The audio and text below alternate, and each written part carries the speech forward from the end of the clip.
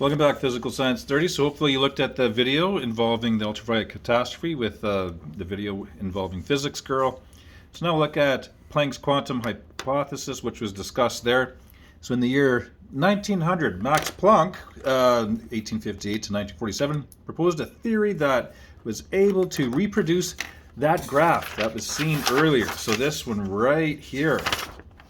His theory, still accepted today, made a new and radical assumption that the energy of the oscillations of the atoms within molecules can't just have any value. They have energy which are multiples of some minimum value. And of course, the minimum value would be frequency multiplied by Planck's hypothesis, or Planck's constant, 6.626 times 10 to the minus 34 joule seconds. And we'll be doing a little lab in which we'll be somewhat deriving that number right there. So he found out, so H is a constant, now called Planck's constant, whose value was estimated by Planck by fitting his formula for the black body radiation curve to the experiment. And the value today is that.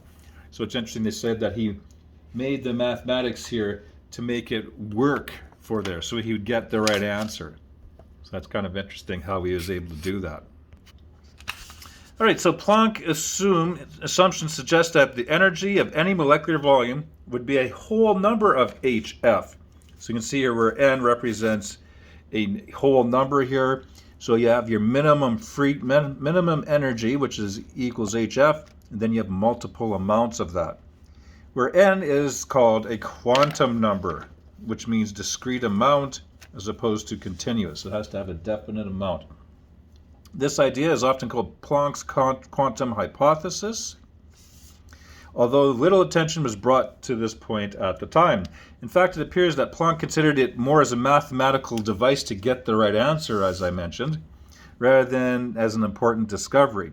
Planck himself continued to seek a classical explanation for the introduction of H. The recognition, so this should be joined here, the recognition that was an important and radical innovation did not come until later, after about 1905, when others such as Einstein entered the field.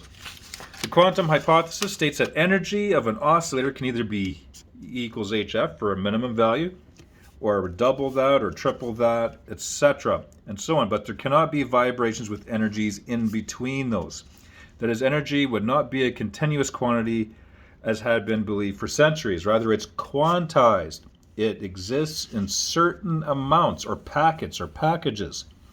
The smallest amount of energy possible, HF, is called the quantum of energy. Another way of expressing the quantum hypothesis is not just any amplitude of vibration is possible. The possible values for the amplitude are related to the frequency that we have of the device vibrating, which is illustrating the energy.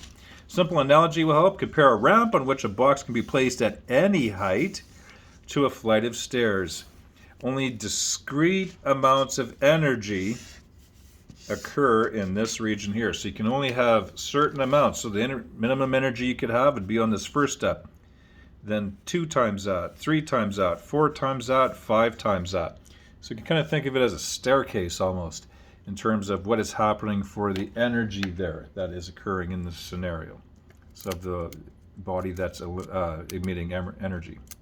All right, so you have that. You should be able to do the assignment. So in the assignment there's a few qualitative questions, and of course there's a few quantitative questions involving peak wavelength, Kelvin temperature, and of course that constant as well.